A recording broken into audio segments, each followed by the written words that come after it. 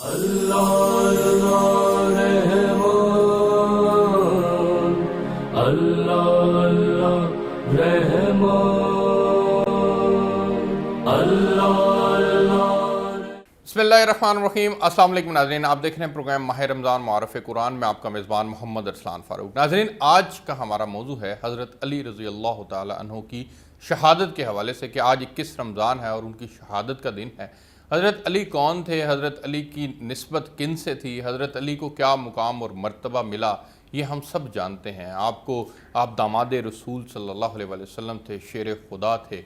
آپ کو حضور صلی اللہ علیہ وسلم نے براہ راست تربیت فرمایا، آپ کو براہ راست قرآن پاک کی تعلیم دی، آپ سے بے شمار احادیث جو ہیں وہ منقول ہیں۔ آپ ایسی شجاعت اور بہادری کی زندہ مثال تھے کہ آج بھی ان کا نام جو ہے وہ دشمنوں کے لیے جو ہے وہ لرزہ طاری کر دیتا ہے۔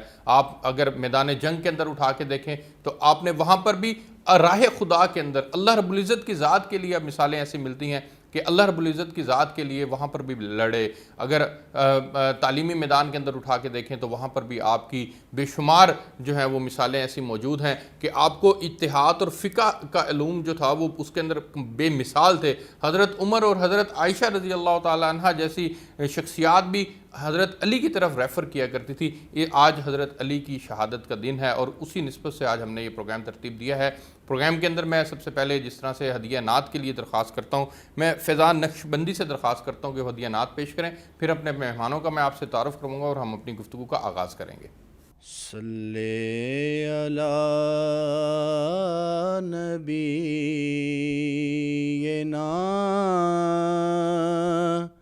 صلی علی محمد صلی علی نبینا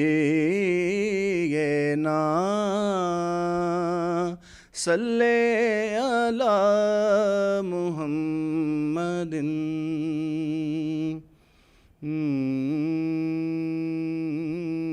آقا میرے قرار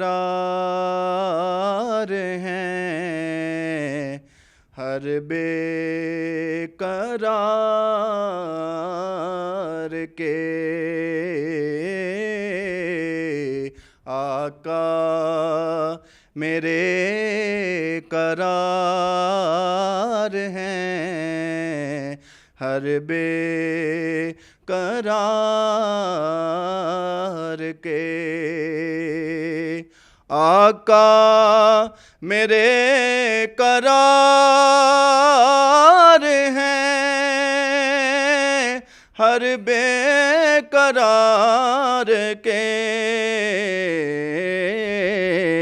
محبوب کل قرار ہیں، پروردگار کے دیتا خدا ہے اس میں ذرا شک نہیں مگر، دیتا خدا ہے اس میں ذرا شک نہیں مگر، دیتا ہے نعمتیں وہ محمد پہ وار کے، دیتا ہے نعمتیں وہ محمد پہ وار کے، بازار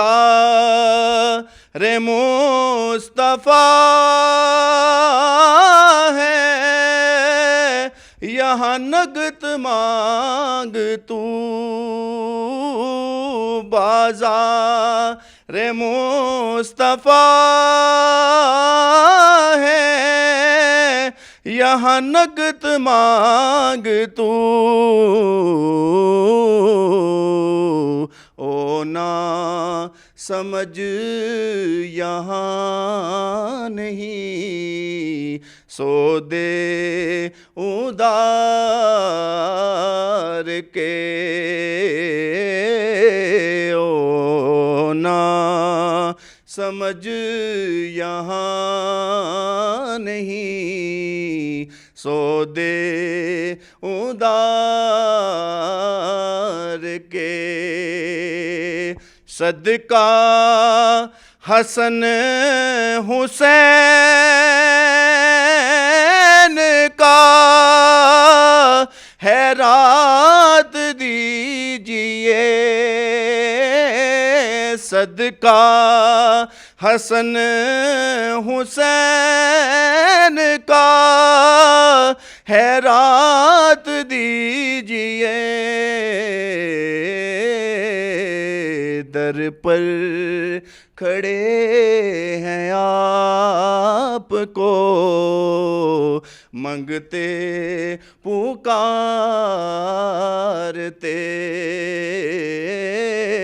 در پر کھڑے ہیں آپ کو منگتے پکارتے،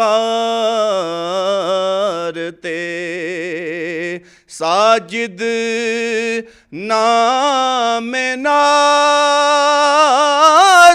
ہے لب پر حضور کی،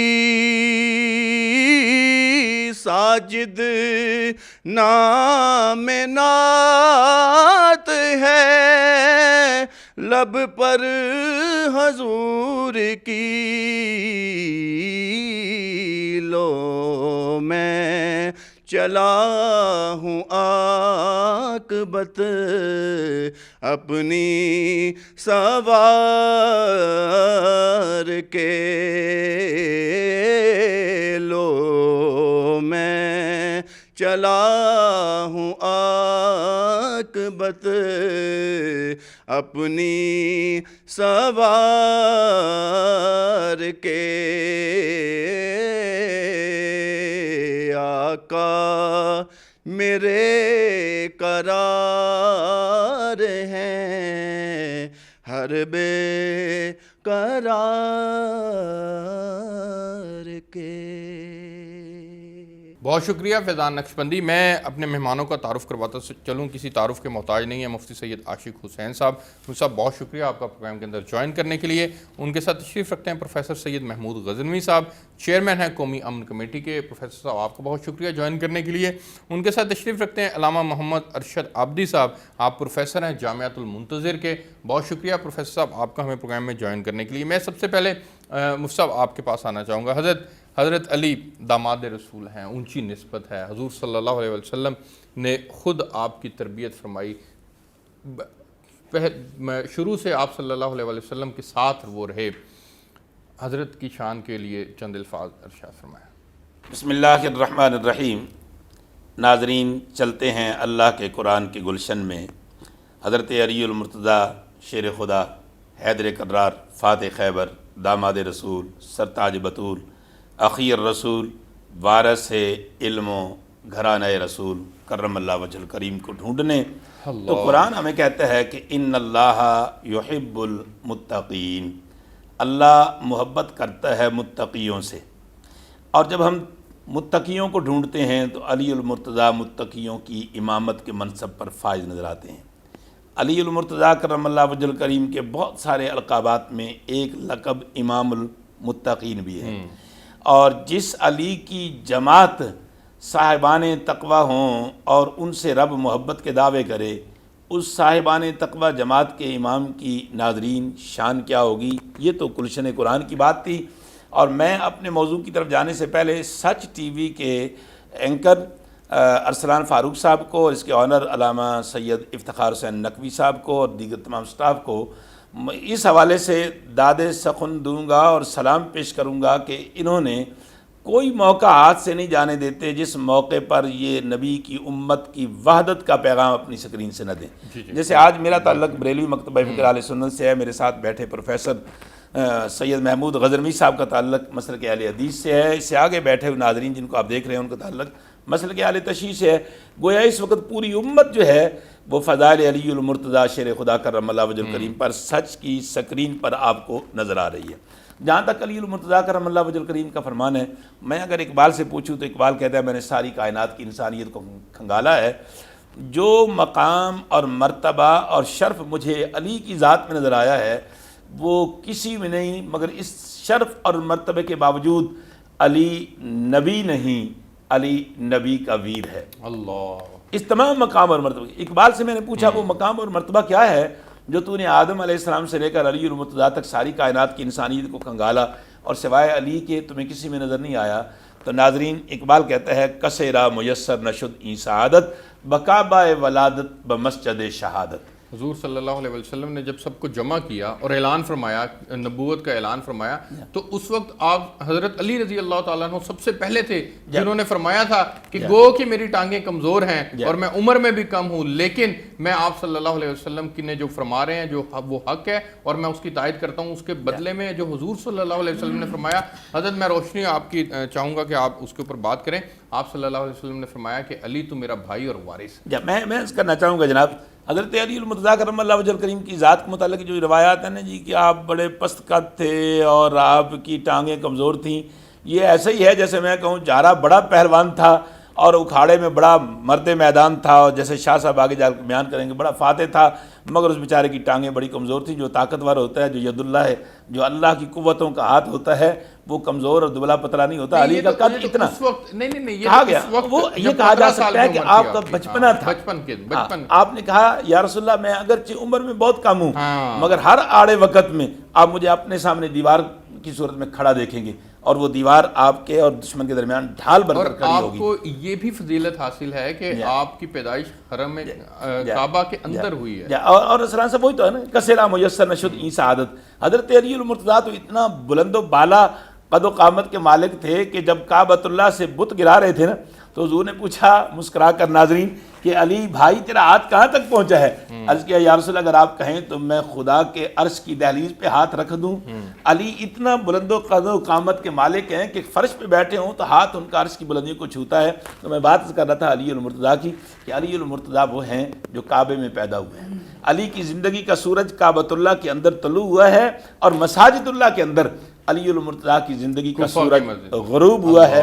گویا علی وہ ہے جس کی زندگی کی ابتدا بھی خانہ خدا ہے، جس کی زندگی کی انتہا بھی خانہ اور خدا ہے، یہ صرف کسی اور کو حاصل نہیں، کسی اور کا حاصل نہیں۔ اور جب نبی علیہ الصلوۃ والسلام نے قرآن نے کہا نا جی وَأَنذِرْ عَشِيرَتَكَ الْأَقْرَبِينَ، اے حبیب آج اپنے گھر والوں کو اپنے قریبیوں کو اکٹھا کیجئے اور آج میری توحید کا اور اپنی رسالت کا پیغام سنا دیجئے۔ تو ناظرین سب سے پہلا پتھر اس چاچے نے مارا تھا جس چاچے پر غضب خداوندی کا منظر آج بھی تبت یدا ابی لہب وتب صورت بیان کر رہی ہے۔ اور میرا اور آپ کا رسول بوجھل قدموں کے ساتھ، افسردہ دل کے ساتھ، رنجیدہ قلب کے ساتھ جب گھر داخل ہوئے چاچے کے نگہبان رسالت جناب حضرت ابی طالب کے، تو حضرت علی المرتضیٰ کی عمر 10 سال تھی، 10 سال تھی۔ تو آپ نے حضور کی پریشانی کو دیکھتے ہوئے کہا بھائی کیا بات ہے؟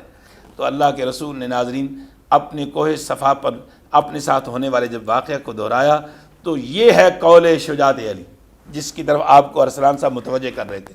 اس وقت 10 سال کے بچے نے وہ بات کہی جو ایک کڑیل 30 سال کا جوان کسی کے سامنے اپنی جرت و بہادری کا اظہار کرتا ہے۔ کہا بھائی آپ پریشان نہ ہو، میں علی آپ کے ساتھ ہوں، جو ہاتھ آپ کی طرف اٹھے گا میں ہاتھ توڑ دوں گا، جو قدم آگے بڑھے گا میں اس قدم کو روک لوں گا، میری چھاتی ہر آنے والے پتھر اور تیر کے لیے آپ کے سامنے سینہ سپر بن جائے گی۔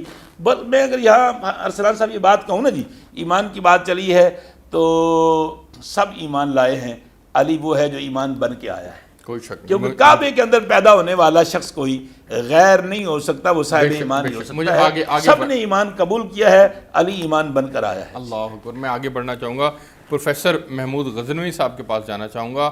آپ حضرت علی رضی اللہ تعالیٰ عنہ چونکہ کاتب وحی بھی تھے، آپ مفسر قرآن بھی تھے، آپ نے تفسیر بھی جو ہے وہ قرآن کی بیان کیا کرتے تھے، پھر اسی طرح سے فقہ اور اجتہاد کے اندر بھی آپ کا کوئی ثانی نہیں تھا، اس کے اوپر ان کمالات کے اوپر روشنی ڈالی گا۔ میں چاہوں گا کہ میں حضرت علی رضی اللہ تعالیٰ عنہ کی شجاعت کے بارے میں کچھ تذکرہ کروں۔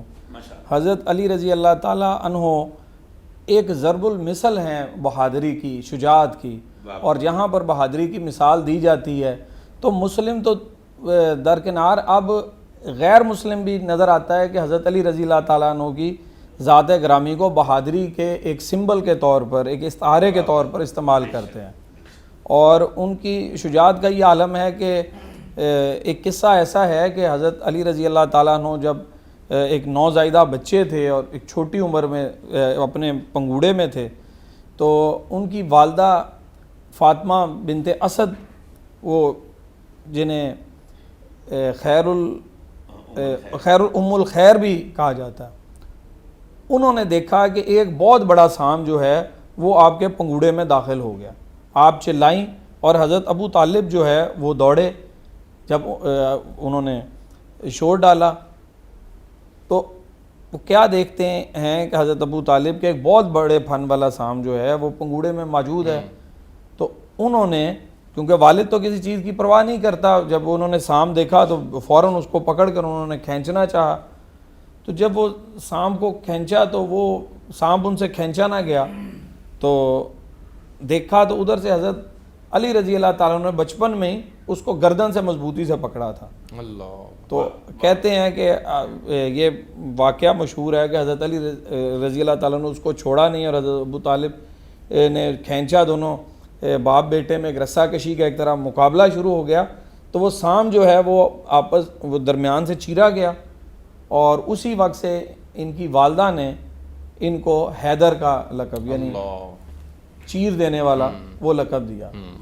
تو یہی وجہ ہے کہ ہمیں ہر میدان میں جتنی بھی غزوات ہوئی ہیں ان میں حضرت علی رضی اللہ تعالیٰ عنہ ایک میں شرکت غالباً نہیں کر سکے، تبوک میں، اس کے علاوہ ہر کسی میں آپ کی حضور شرکت. صلی اللہ علیہ وسلم نے ڈیوٹی لگائی تھی کہ آپ نے یہاں پر رہنا ہے، جی اہل بیت کی حفاظت کرنی ہے آپ. ہاں جی.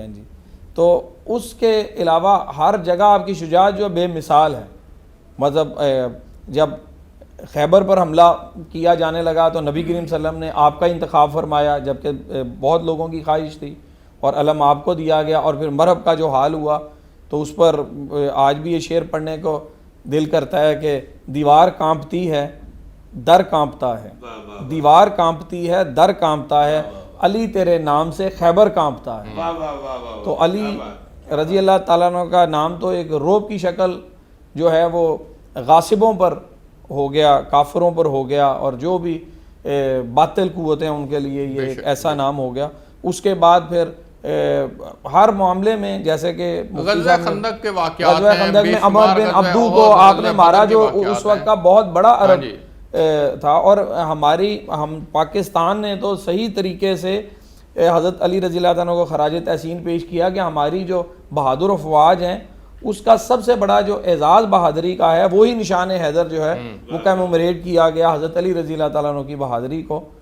تو بلا شبہ اس میں بے شمار واقعات ہیں. آگے بڑھتے ہیں. میں چاہ رہا تھا کہ آپ علمی میدان کے سوال کا جواب دیتے، لیکن چلیں پروفیسر صاحب کے پاس، علامہ صاحب کے پاس جاتے ہیں. علامہ ارشد عابدی صاحب، آپ گزارش فرمائیے گا کہ حضرت علی مفسر قرآن تھے، تفسیر بھی آپ بیان فرمایا کرتے تھے. ایون حضرت عمر یہ فرماتے ہیں کہ اگر علی نہ ہوتے تو میں ہلاک ہو جاتا، یہ ان کا فرمانا ہے. تو آپ حضرت علی کے اس علم و شجاعت کے واقعات کے اوپر روشنی ڈالیں. بسم اللہ الرحمن الرحیم. بالکل یہ ہماری نحو کی پہلی کتاب ہے جسے نحو میر کہتے ہیں. اس میں یہ جملہ موجود ہے، لولا علی لہلک عمر، کہ اگر علی نہ ہوتے تو عمر ہلاک ہو جاتا. یہ لفظ موجود ہیں، علماء تشریف فرما ہیں. تو علم کا وہ منبع ہیں حضرت علی ابن ابی طالب. کیوں؟ اس لیے کہ اس رسول، اس سید الانبیاء کی گود میں پلے ہیں، بڑے ہیں، پرورش پائی ہے، کہ ایسا علم لیا ہے کہ اس کا اظہار یوں فرماتے ہیں کہ علمنی رسول اللہ الف بابا من العلم فن فتح لی من کل باب الف باب، کہ میں نے رسول اللہ سے 1000 باب علم کے تعلیم حاصل کیے، اور میں ان ابواب میں سے ہر باب میں سے آگے ہزاروں ابواب منکشف کر سکتا ہوں. تو یہ ہے علی ابن ابی طالب کے علم کی حیثیت. اور پھر مولا فرماتے ہیں کہ ابن عباس راوی ہیں، مولا کی علم کا معیار یہ ہے، مقام یہ ہے، رتبہ یہ ہے کہ جس کے بارے میں وہ نبی وما ینطق عن الہوا ان ہوا الا وحی یوحا کے مصداق نبی فرماتے ہیں کہ اقضاکم علی، تمہارے اندر سب سے بڑا فیصلہ گر، فیصلہ کرنے والا قاضی علی ابن ابی طالب ہے۔ آپ کو پتہ ہے فیصلہ کرنے کے لیے علم کی ضرورت ہوتی ہے، تو علی علم کے منبع ہیں۔ علی فرماتے ہیں ابو العلم، علی فرماتے ہیں اگر مسند قضا بچھا دی جائے اور تورات والے ہیں تو انہیں تورات سے جواب دوں، انجیل والے ہیں تو انہیں انجیل سے جواب دوں، اگر زبور والے ہیں تو انہیں زبور سے جواب دوں، اور قرآن والے آئیں تو قرآن سے جواب دوں۔ قرآن خود پکار اٹھے کہ علی ابن ابی طالب جو فرما رہا ہے اور عین حق ہے۔ اللہ، تو یہ ہے علی ابن ابی طالب کا معیار علم، بہت بلند ہے علی ابن ابی طالب کا معیار علم۔ اوعاکم علی، رسول فرماتے ہیں تمہارے اندر سب سے بڑا عالی ظرف ہے علی۔ نہج البلاغہ میں مولا خود فرماتے ہیں کل وعاء یضیق بما جعل فیہ الا انہ وعاء العلم فانہ یتسع، ہر برتن کی، ہر ظرف کی ایک کیپیسٹی ہوتی ہے، ایک مقدار ہوتی ہے، لیکن اللہ رب العزت نے علم کا برتن، ظرف ایسا بنایا ہے جتنا اس میں علم ڈالتے جائیں یہ اتنا فإنہ یتسع، وسیع ہوتا جاتا ہے، پھیلتا چلا جاتا ہے۔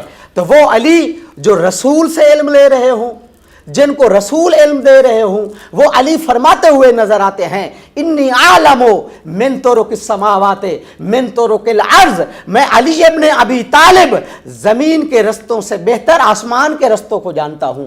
وہ علی ابن ابی طالب فرماتے ہوئے نظر آتے ہیں لو کشف الغطاء لمزددت یقینا، یہ زمین و آسمان کے پردے ہٹا بھی لیے جائیں تو میرے یقین میں اضافہ نہیں ہوگا۔ کیوں؟ میں نے تو عرفت ربی بربی، میں نے اللہ کو اللہ کے ذریعے پہچانا ہے، میں نے اللہ کو مخلوق کے ذریعے نہیں پہچانا ہے۔ تو علی کی معرفت کا یہ اعلیٰ معیار ہے، اتنا اعلیٰ منبع ہے۔ بلکہ ایک چھوٹا سا واقعہ کہ ساری رات سورہ حمد کی تفسیر کیا، بسم اللہ کی تفسیر کیا، بائے بسم اللہ کی تفسیر میں گزار دیتے ہیں کہ سپیدہ سحر نمودار ہونے کو ہو جاتی ہے۔ ابن عباس راوی ہیں کہ مولا صبح ہو رہی ہے، سحری کا وقت قریب ہے، ابھی تک آپ نے بسم اللہ الرحمن الرحیم کی تفسیر ختم نہیں فرمائی۔ فرماتے ہیں اے ابن عباس سنو، پورے قرآن مجید کا خلاصہ سورہ الفاتحہ میں ہے، اور سورہ الفاتحہ کا خلاصہ بے بسم اللہ میں ہے، اور بے بسم اللہ کا خلاصہ با کے نیچے نقطہ میں ہے۔ وَأَنَا النُّقْطَةُ تَحْتَ الْبَاءِ، میں علی ابن ابی طالب بھی وہی نقطہ ہوں جو بے بسم اللہ کے نیچے ہے۔ بے شک بے شک، بالکل ٹھیک ہے، آپ نے بڑا خوبصورت انداز کے اندر بیان فرمایا۔ میں آگے بڑھنا چاہوں گا، ایک پروگرام کے اندر بریک شامل کرتے ہیں جی،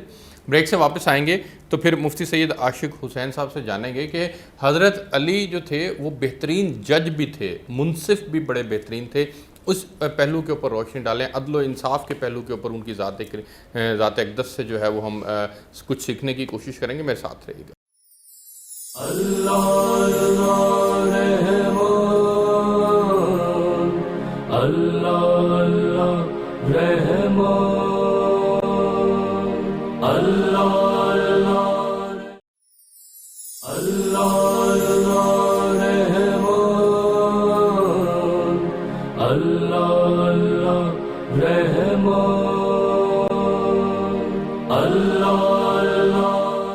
جی ویلکم بیک ناظرین، مفتی سید عاشق حسین صاحب، حضرت علی رضی اللہ تعالیٰ عنہ کی سیرت کے اوپر ہم بات کر رہے ہیں۔ حضرت علی کی سیرت کا ایک بڑا منفرد پہلو یہ بھی ہے کہ آپ عدل و انصاف کو پسند فرمایا کرتے تھے اور آپ قاضی بھی تھے، تو یہ اس قاضی ہونے کے ناطے جو انہوں نے خدمات سر انجام دی اس کے اوپر روشنی ڈالیے گا۔ بسم اللہ الرحمن الرحیم۔ میں عابدی صاحب کی بات کو آگے بڑھاتے ہوئے قرآن کے دامن میں ناظرین آپ کو لے کر چلوں گا۔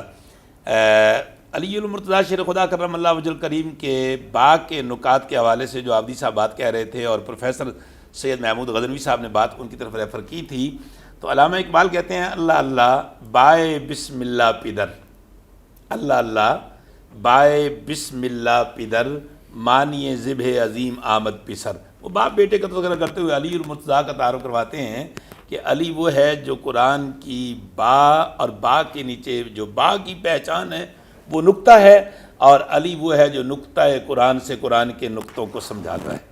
علی المرتضیٰ کرم اللہ وجہ الکریم کے اگر بطور قاضی کے جو آپ نے سوال کیا دیکھیں تو قرآن کہتا ہے فَلَا وَرَبِّكَ لَا يُؤْمِنُونَ حَتَّى يُحَكِّمُوكَ فِي مَا شَجَرَ بَيْنَهُمْ، محبوب مجھے تیرے رب ہونے کی قسم ہے کوئی بھی دعوے دار ایمان اس وقت تک مومن نہیں ہو سکتا جب تک وہ زندگی کے تمام فیصلوں میں تم کو بطور جسٹس اور تمہیں بطور قاضی، تمہیں بطور حاکم، تمہیں بطور فیصل مان نہ لے۔ اب رسول پاک علیہ الصلاۃ والسلام کے علوم کا جو مظہر ہیں، یعنی حضور کے مجموعہ علوم کو اگر ہم کسی دوسری ذات میں دیکھتے ہیں تو وہ علی المرتضیٰ ہے، کوئی شک۔ کیونکہ نبی کریم علیہ الصلاۃ والسلام کا ناظرین یہ فرمانا کہ انا مدینۃ العلم وعلی بابھا۔ اب علم سے فیصلے ہوتے ہیں۔ میں بڑی دلچسپ بات ارسلان فاروق صاحب آپ کے توسط سے سچ ٹی وی کی سکرین پہ دیکھنے والے ان ناظرین کی نظر کرنا چاہوں گا جو امت کو جڑا ہوا اس سکرین پہ دیکھ کر خوش ہو رہے ہیں، اور وہ یہ ہے کہ حضرت عمر رضی اللہ تعالیٰ عنہ نے ایک بار نہیں کہا تھا۔ نامیر میں جملہ جو عابدی صاحب نے بتایا، تاریخ 70 ایسے الجھے ہوئے فیصلوں کی طرف متوجہ کرتی ہے جہاں حضرت عمر بے بس ہو گئے تھے اور حضرت علی المرتضیٰ کو بطور قاضی کے، بطور جسٹس کے بلایا گیا اور آپ نے فیصلے کیے، اور حضرت عمر نے کہا لا علی ہلاک عمر، ان 70 مقامات پر عمر کو بچانے والا کوئی ہے تو وہ علی ہے، اگر علی نہ ہوتا تو عمر ہلاک ہو جاتا۔ کئی ایسے مسائل تھے علوم کے اعتبار سے، ان میں سے ایک حضرت عائشہ کے پاس اگر لوگ آتے تھے تو وہ حضرت علی کی طرف ارسلان صاحب میں ان سے نا ناظرین واقعہ بڑا طویل ہے، مگر آپ جانتے ہیں اسکرین پہ ٹائم بڑا شارٹ ہوتا ہے، تو میں شارٹ عرض کروں گا کہ 2 عورتوں کے درمیان بچے کا تنازع چل پڑا اور شہادت کوئی نہیں، فیصلے شہادتوں پر ہوتے ہیں ارسلان صاحب، شہادت کوئی نہیں۔ بڑی عورت جس کے ہاں ڈلیوری ہوئی تو وہ ہوش میں رہی اور بچی پیدا ہوئی، خانہ بدوش تھی، اس نے اپنی بچی اٹھا کر ساتھ ہی ڈلیور ہونے والی اس نوجوان بچی کے ہاں جو بچہ پیدا ہوا اس کے ساتھ جا کر اپنا بچہ اٹھا لیا۔ یہ بات کوئی محض ایک قصہ کہانی نہیں ناظرین، آپ میڈیا میں اب 1000 واقعات جو ہے نا وہ ہاسپٹلوں میں بچوں کی تبدیلی کے سن چکے ہیں، تو اس وقت بھی یہ بچہ تبدیل ہوا، تو اب فیصلہ حضرت عمر کے پاس گیا۔ وہ جو بچی تھی وہ کہتی تھی میرا دل اس بچے کی جانب کھنچتا ہے، یہ بچہ میرا ہے۔ وہ جس نے بچی تبدیل کی تھی وہ کہتی بچہ میرا ہے۔ تنازع ہو گیا ارسلان صاحب، اب تنازع میں گواہ کوئی نہیں، حضرت عمر کے پاس پہنچے، حضرت عمر نے کہا کو گواہ لاؤ، اس نے کہا گواہ نہیں، میرا بچہ ہے، میری جھولی میں ہے، میری جھولی میں یہ میرا بچہ چھیننا چاہتی ہے۔ حضرت علی المرتضیٰ سے اس بچی نے کہا کہ عمر ٹھیک ہے بچہ اس کے پاس ہے، تو مجھے نہ لے کر دے، مگر قیامت کے دن عدالت خدا کی ہوگی، وکالت مصطفیٰ کی ہوگی اور مدعی میں ہوں گی تیرے خلاف۔ حضرت عمر کانپ اٹھے، فرمایا بلاؤ علی کو بلاؤ، علی کو بلاؤ، اور کہا علی یہ بڑا الجھا ہوا مسئلہ ہے، یہ عورت بچہ اس کی جو گود میں ہے، یہ دعوے دار ہے کہ بچہ میرا ہے، اور یہ بچی جس کی جو گود میں بچی ہے یہ نوجوان عورت کہتی ہے کہ یہ بچی اس کی اور بچہ میرا ہے، گواہ کوئی نہیں فیصلہ کریں۔ جناب علی المرتضیٰ کرم اللہ وجہہ، ناظرین مزہ لیجیے اس بات سے، آپ نے دونوں عورتوں کو پردے میں بھیجا، کہا اپنا اپنا دودھ نکال کر لاؤ۔ دودھ لائیں، پیمانے میں پروفیسر صاحب پیمانے میں دودھ برابر تھا ارسلان صاحب، وزن کرنے میں جو بچی تھی نا اس کا دودھ 2 گنا بھاری تھا اور خاتون کا دودھ 1 گنا تھا۔ حضرت علی المرتضیٰ نے کہا میرا اللہ منصف ہے، کائنات کا سب سے بڑا قاضی اللہ ہے جو فیصلے انصاف پہ کرتا ہے، اس کی چھاتی میں اللہ نے بچے کا رزق رکھا ہے، اور اس کی چھاتی میں جو عورت ہے اس کی بچی ہے، یہ بچی اٹھا کر اپنی جو گود میں لے اور بچہ اس لڑکی کو دے دے جس کا ہے۔ وہ عورت بڑی چالاک تھی ناظرین۔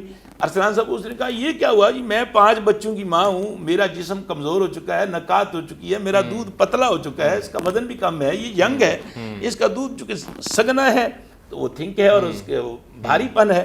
حضرت علی المرتضیٰ نے کہا یہ عورت بڑی چالاک ہے۔ آپ نے مسکرا کے کہا عمر آپ دیکھ رہے ہیں کہ دیکھتے ہیں یہ فیصلہ کیسے ہوتا ہے۔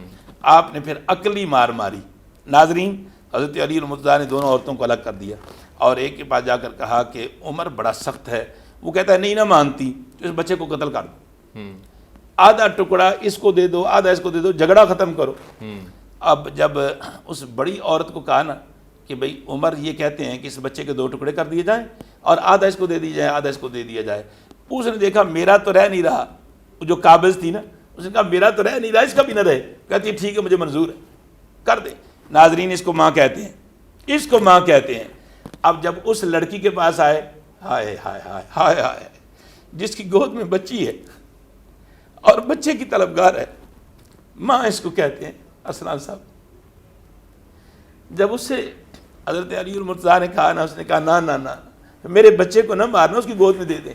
زندہ ہوگا تو میں دیکھ تو لیا کریں گی، اللہ زندہ ہوگا تو میں کبھی کبھی دیکھ تو لیا کروں گی۔ اللہ۔ علی المرتضیٰ نے واپس آ کر کہا عمر بچہ اسے اٹھا کر اس کو دے دو، اس کے سینے میں ماں کا دل نہیں ہے، اس کے سینے میں ماں کا دل ہے، جس کی گود میں بچی ہے ماں یہ ہے وہ ماں نہیں ہے۔ ایسے ہزاروں واقعات ایسی ہیں۔ حکمت اور دانائی تھی کیا آپ، بات ہے۔ اللہ اکبر۔ اور یہ واقعات جو ہیں وہ یقیناً ہمارے لیے راہ ہدایت ہیں سیکھنے والوں کے لیے۔ میں پروفیسر صاحب آپ کے پاس آنا چاہوں گا اور آپ سے جو ہے وہ میں جاننا چاہ رہا ہوں کہ چونکہ مرد میدان کے حوالے سے آپ ذرا بات کرنا بھی پسند فرما رہے ہیں، حضرت علی جس دن حضور صلی اللہ علیہ وسلم مدینہ کی جانب ہجرت کر کے گئے تو حضرت علی کو اپنے بستر پر چھوڑ کر گئے اور فرما کے گئے کہ یہ چند امانتیں ہیں یہ آپ واپس لوٹا کر آئیے، لیکن وہ رات بڑی اہم تھی۔ اس رات میں کفار مکہ جو تھے وہ حضور صلی اللہ علیہ وسلم کو مارنے کے در پہ تھے نعوذ باللہ، لیکن حضرت علی جو تھے وہ ان کی جگہ پہ لیٹنا آپ کی شجاعت اور بہادری کی مثال ہے۔ بالکل ایسے ہی ہے، بالکل ایسے ہی ہے۔ دیکھیں یقینی طور پر جب کہا گیا کہ آپ میری جگہ پر لیٹیں گے تو یقیناً اس میں ایک بہت بڑا خطرہ یہ تھا کہ وہ کفار تو حملہ کر کے شہید ہو سکتا کر دیں نبی کریم صلی اللہ علیہ وسلم کو اور پہلے تصدیق بھی نہ کریں، تو حضرت علی رضی اللہ تعالیٰ عنہ کا وہاں پر ٹھہرنا جو گویا وہ رسول کریم صلی اللہ علیہ وسلم پر اپنے بھائی پر اپنی جان کو نثار کرنا تھا، اور یہ اللہ کی حکمت تھی کہ وہ ایسا نہیں ہوا۔ ایک اور بڑا اہم واقعہ ہے کہ ایک غزوہ کے اندر آپ مکہ کا ایک مشہور پہلوان تھا، اس کو بچھاڑ دیا آپ نے، وہ آپ کے نیچے تھا، آپ اس کو چاہتے تو سر قلم کر دیتے لیکن اس نے آپ کے چہرے مبارک کے اوپر جو ہے وہ تھوکنے کی کوشش کی، تو اس میں پھر حضرت علی نے فوراً ان کو چھوڑ دیا، اور یہ ہمارے لیے مشعل راہ ہے۔ اور میں پھر یہ کہنا چاہ فرمایا رہا تھا کہ یہ اصل بہادری ہے۔ بالکل ایسے ہی، اور پھر فرمایا کہ پہلے تیری اور میری لڑائی اللہ اور اللہ کے رسول کے لیے تھی، اب میرا نفس جو ہے وہ بیچ میں شامل ہو گیا اور پھر اس کو چھوڑ دیا۔ میں کہنا چاہوں گا کہ یہ سب سے بڑی بہادری ہے، یہ سب سے بڑی بہادری ہے کہ یہ ثابت کیا کہ لڑائی جو ہے صرف اسلام کے لیے ہو سکتی ہے، اور ذاتی لڑائی ہو کتنی وہ ہلکا یارہ تو بریشم کی طرح نرم، رزم و حق و باطل ہو تو فولاد ہے مومن، تو یہ ثابت کر دیا کہ اپنی ذاتی لڑائی اسلام بالکل اجازت نہیں دیتا، اور وہ معاف کرنا، اور اس وقت جو نفس جو ہے وہ مجبور کرتا ہے، اور اس وقت میں معاف کرنا جس وقت میں آپ کا دشمن، حالانکہ عمومی طور پہ ہونا یہ چاہیے تھا کہ جو حالات تھے اس میں زیادہ زور سے اگر ہمارے جیسا کوئی ہوتا تو زیادہ زور سے اس کا سر قلم کرتا کہ اس نے ایک اور حرکت بھی کر دی، اور جواز رکھتا، یہ بھی جواز تھا کہ یہ کافر ہے اور میں مارنے لگا ہوں، تو اس وقت روکنا یہ آپ کی جو امتزاج ہے، آپ کی بہادری اور آپ کی علمیت۔ کوئی شک نہیں۔ مجھے ایک بریک پہ جانا ہے جی، میں بریک سے واپس آتا ہوں تو پھر علامہ ارشد عابدی صاحب سے جاننے کی کوشش کریں گے کہ حضرت علی بطور حکمران کیسے تھے۔ ایک پروگرام کے اندر بریک شامل کرتے ہیں، بریک سے واپس آئیں گے تو یہیں سے کنٹینیو کریں گے میرے ساتھ۔ اللہ اللہ رحمان، اللہ اللہ اللہ رحمان، اللہ اللہ رحمان،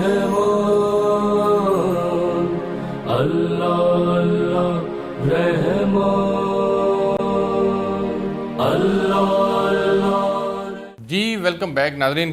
علامہ محمد ارشد عابدی صاحب سر، حضرت علی بحیثیت حکمران، اس کے اوپر روشنی ڈالیے گا۔ بسم اللہ الرحمن الرحیم۔ حضرت علی علیہ السلام ہر لحاظ سے اعلیٰ ہیں، عرفہ ہیں، ان کوئی سوائے رسول اعظم صلی اللہ علیہ وآلہ وسلم کے ثانی نہیں ہے۔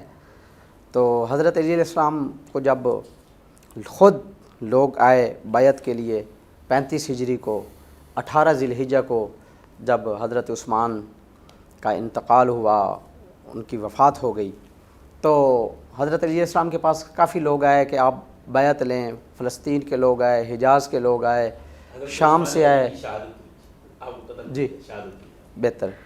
تو اس کے بعد جو ہے حضرت عثمان کی شہادت کے بعد جو ہے انہوں نے چاہا کہ آپ ہم سے بیعت لیں، ہم چاہتے ہیں کہ آپ ہماری حکمرانی سنبھالیں۔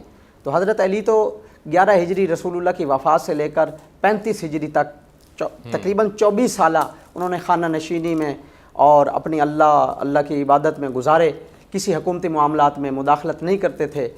تو جب خود لوگ آئے تو اس وقت اللہ اکبر، مولا نے کیا جملے فرمائے، الحمدللہ علی احسان ہی قد راجع الحق الی مکان ہی، کہ اے اللہ تیری حمد ہے کہ اس بات پر قد راجع الحق کو، حق پلٹا اپنے اہل کی طرف اور اپنے مطلب اور مقصد کی طرف. تو اللہ کی حمد کرتے ہیں, لوگ بیعت کرتے ہیں, تقریباً 25 ذی الحجہ کو بیعت ہوتی ہے. بیعت کے بعد ہوتا کیا ہے کہ جو ہی مولا سنبھالتے ہیں اس کے دوسرے دن مولا کے عدل کا, انصاف کا معیار یہ تھا طرز حکمرانی کہ مولا عدل کو, میرٹ کو, انصاف کو فرسٹ آف آل کیا کرتے تھے, اس کو پر میں آپ کی امپلیمنٹ بات کرتے کی تھے. تائید کرتے ہوئے حضرت علی کے نزدیک ملک و بادشاہی جو حق کو قائم کرنے, آپ نے فرمایا کہ ملک و بادشاہی جو حق کو قائم کرنے اور باطل کو زائل کرنے کے لیے نہ ہو تو وہ دنیا کی پست ترین چیزوں میں سے زیادہ پست ہے. بالکل اسی یہ طرح, حضرت علی فرمایا کرتے بالکل اسی طرح, بالکل اسی طرح. اس لیے مولا فرماتے تھے کہ اگر مجھے پوری کائنات دے دی جائے اور کہا جائے کہ ظلماً ایک چونٹی کے منہ سے جو نہیں, جو کا چھلکا سالب کر لوں, چھین لوں, تو میں علی ابن ابی طالب پوری کائنات کی حکمرانی کو ٹھکرا دوں گا. ظلماً ناحق اس چونٹی کے منہ سے جو کا چھلکا جو ہے وہ سالب نہیں کروں گا. تو دوسرے دن ہی مولا نے بیت المال تقسیم کروا دیا. کیا ہے کہ اشرافیہ میں, قریش کے سرداروں میں اور غلام حبشیوں میں بھی برابر برابر سب کو 2-2 درہم دیے, اور شام کو بالکل بیت المال کا صفایا, جھاڑو برداری کروا دی. تو یہ کرتے تھے کہ برابر برابر تقسیم کرتے تھے, پورا میرٹ کرتے تھے. ایک دفعہ ان کے سگے بھائی حضرت عقیل نے خواہش کی کہ میں کثیر العیال ہوں, میری اولاد زیادہ ہے, آپ بیت المال میں میرا حصہ زیادہ کر دیں. تو ان کا طرز حکمرانی یہ ہے, میرٹ کا یہ کمال کا واقعہ ہے کہ مولا کیا فرماتے ہیں, ایک میخ کو جو لوہے کی گرم کرتے ہیں, جب اس کا رنگ آگ کی طرح ہو جاتا ہے تو اپنے بھائی عقیل کی طرف قریب کرتے ہیں. عقیل کہتے ہیں بھائی آپ کیا چاہتے ہیں, مجھے جلانا چاہتے ہیں؟ تو مولا فرماتے ہیں عقیل آپ کو اس دنیا کی آگ سے خطرہ ہے تو کل مجھے قیامت کی آگ سے خطرہ نہیں ہے, میں تو انصاف کروں گا, میرٹ کروں گا. عدل و انصاف کے حوالے سے حضرت علی کا ہی یہ قول ہے کہ جو حکومت عدل و انصاف قائم کرنے میں ناکام ہو وہ ان کی پھٹی ہوئی جوتیوں سے بھی کمتر ہے. عدل و انصاف کی اہمیت کے اوپر زور دیا آپ نے ہمیں. جی بے شک. ارسلان صاحب بڑی خوبصورت بات آپ نے ناظرین کی نظر کرنے کے لیے مجھے حکم دیا ہے. تو امیر المومنین جناب علی المرتضیٰ شیر خدا حیدر کرار کرم اللہ وجہ الکریم کے طرز حکمرانی میں جہاں عدل و انصاف کی بات ہے نا, تو قاضی شریح کے جو آپ کی دور حکمرانی کے چیف جسٹس تھے, سینکڑوں واقعات ایسے ہیں, اور ناظرین ان میں سے ایک واقعہ حضرت علی المرتضیٰ کے عدل و انصاف کو پرکھنے کے لیے ایک یہودی نے قاضی شریح کی عدالت میں مقدمہ دائر کر دیا. کہا یہ جو علی کے پاس زرہ ہے نا, یہ زرہ میری ہے اور علی نے اس پہ قبضہ کیا ہوا ہے اور یہ حکمران ہے اور اپنی حکومت کی قوت و طاقت پر میری زرہ نہیں دیتا. حضرت علی المرتضیٰ کو قاضی شریح جو امیر المومنین کے دور حکومت کے چیف جسٹس تھے, انہوں نے طلب کر لیا. حضرت علی المرتضیٰ عدالت شریح میں پیش ہو گئے اور کہا کہ بھئی یہ دعوے دار ہے, یہ زرہ اس کی ہے. اب میں زرہ میری ہے. کہا زرہ آپ کی ہے تو اس کی دلیل کیا ہے؟ فرمایا حسن بتاؤ یہ زرہ کس کی ہے؟ کہا ابا حضور آپ کی ہے. حسین بتاؤ یہ زرہ کس کی ہے؟ کہا ابا حضور آپ کی ہے. کہا قاضی صاحب عدالت اور فیصلے 2 شہادتوں کو مانگتے ہیں, میرے بیٹے گواہ ہیں کہ یہ زرہ میری ہے, اور قربان جائیں حضرت علی المرتضیٰ کے حوصلے پر, آپ کی ہمت پر اور آپ کے میرٹ پر اور حکومت میں عدل و انصاف کے قائم کرنے پر آپ نے بحیثیت حکمران بھی قاضی کے سامنے پیش ہونے سے ہچکچائے نہیں. یہ بہت بڑا درس ہے آج کے حکمرانوں کے لیے. تو ناظرین قاضی بھی کیا قاضی تھا. قاضی نے کہا یا علی تیرے بھائی میرے رسول نے کہا کہ بیٹے کے لیے, باپ کے لیے بیٹے کی شہادت قابل قبول نہیں ہے, تو یہ زرہ میں اس کے حوالے کرتا ہوں. یہ عدل و انصاف دیکھ کر ناظرین یہودی تو صرف امتحان لینا چاہ رہا تھا کہ شریعت مصطفیہ کا یہ پاسبان عدل کرتا ہے یا کہ نہیں, انصاف کے کٹہرے میں اپنے آپ کو کھڑا کرتا ہے کہ نہیں. آپ نے زرہ چپ کے جب اس کی طرف بڑھائی تو یہودی نے کہا میں نے سنا تھا کہ شریعت محمدیہ میں انصاف ہوتا ہے, میں نے علی کی حکومت میں انصاف ہوتا دیکھا ہے. یہ زرہ میری نہیں, یہ زرہ علی کی ہے. البتہ علی کے اس عمل نے مجھے صاحب ایمان کر دیا. اس یہودی نے قاضی شریح کی عدالت میں پڑھا لا الہ الا اللہ محمد رسول اللہ. یہ ہے ناظرین حضرت علی المرتضیٰ کے دور حکومت کا عدل و انصاف, جس میں وہ اپنے آپ کو بھی وہاں کٹہرے میں کھڑا کر دیتے ہیں. اور سب سے بڑھ کے پروفیسر صاحب آپ روشنی ڈالیے گا کہ حضرت علی کے اقوال جو ہیں وہ حقیقی معنوں میں آج کے دور کے اندر بھی وہ ایسے ہی محسوس ہوتے ہیں؟ مثال کے طور پہ حضرت علی نے فرمایا کہ میں نے اپنے رب کو اپنے ارادوں کے ٹوٹنے سے پہچانا. پھر اسی طرح سے آپ نے فرمایا کہ تنہائیوں میں گناہ کرنے سے ڈرو کیونکہ جو گواہی دے وہ جو گواہ ہے وہی حاکم ہے. جی. اب اللہ رب العزت کی طرف پھر رغبت بھی آپ کے اقوال سے ملتی ہے, اللہ سے تعلق ملتا ہے, اس کے اوپر روشنی ڈالیے گا. جی بالکل ایسا ہی ہے. اور اگر نہج البلاغہ کو پڑھا جائے تو اس سے ہمیں آپ کی خصوصاً نہج البلاغہ کو پڑھنے سے آپ کی علمیت کا, آپ کے الفاظ کے اچھے انتخاب کا اور آپ کی جو آئیڈیالوجی ہے وہ یقینی طور پر مسلمانوں کے لیے ایک مشعل راہ ہے.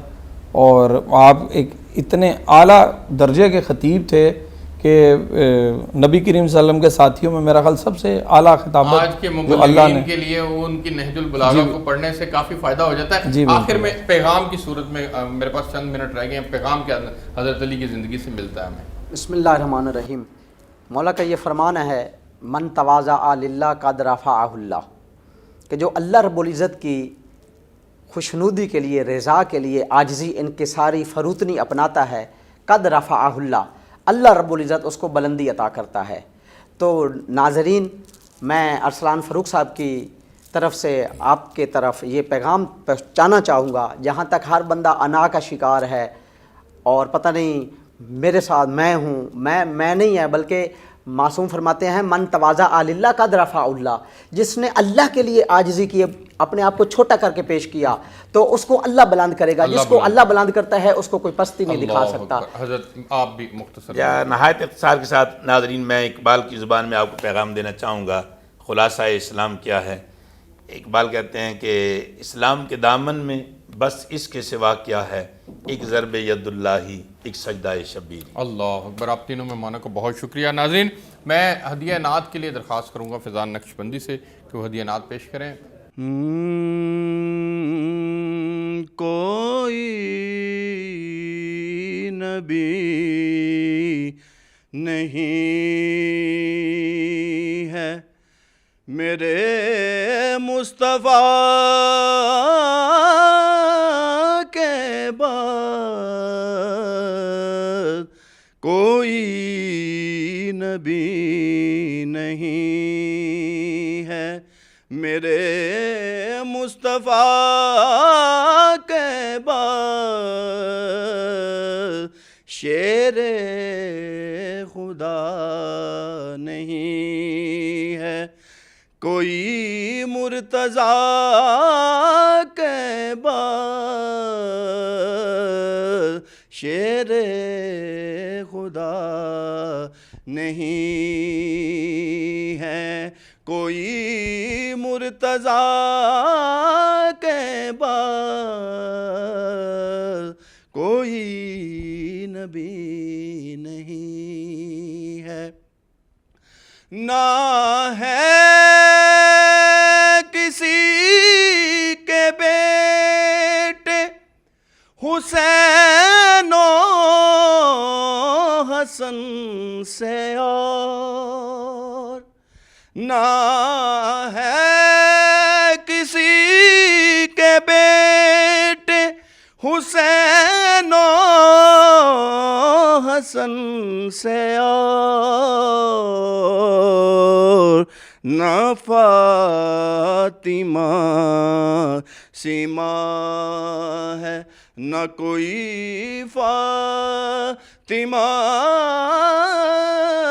کے بعد, شیر خدا نہیں ہے علی مرتضیٰ کے بعد,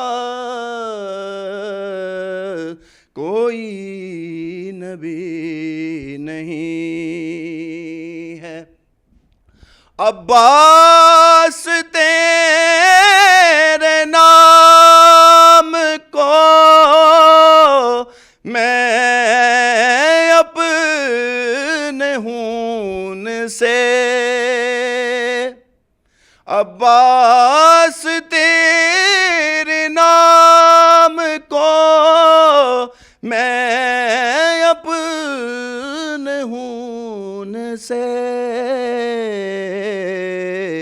پہلے وفا کہ لکھوں یا لکھوں وفا کے بعد، پہلے وفا کہ لکھوں یا لکھوں وفا کے بعد،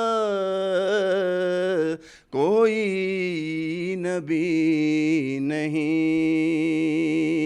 ہے شبیر کہہ کے بائی بلاتے رہے جسے،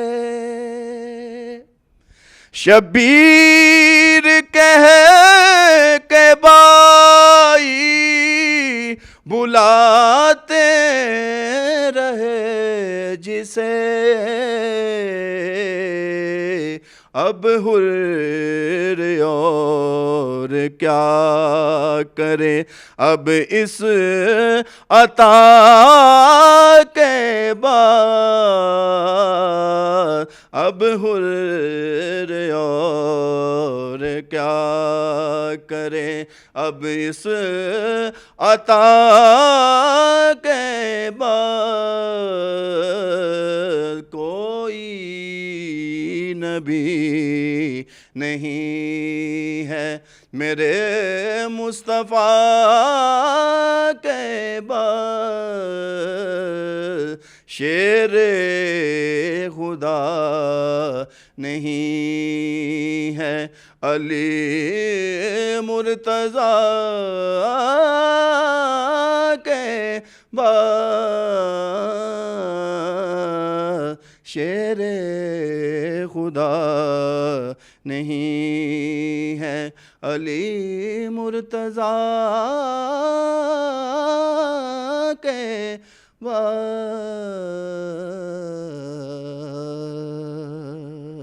بہت شکریہ فیضان نقشبندی، آپ تینوں مہمانوں کا بہت شکریہ۔ ناظرین، آپ نے پروگرام دیکھا، اب تک کے لیے اس پروگرام سے اتنا ہی۔ آپ سے کل ایک نئے موضوع کے ساتھ ملاقات ہوگی، تب تک کے لیے اجازت دیجیے، اللہ حافظ۔ اللہ رحمان، اللہ رحمان۔